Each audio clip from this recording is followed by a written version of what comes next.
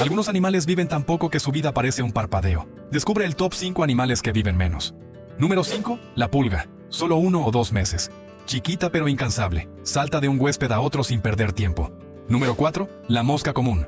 Vive hasta 28 días. Revolotea sin parar, buscando comida y pareja. Su vida es un frenesí constante.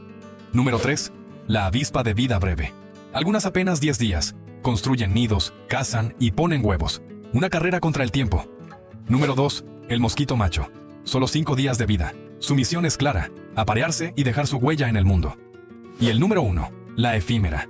Vive apenas un solo día. Un día entero para nacer, volar y reproducirse. Su existencia es fugaz como un suspiro.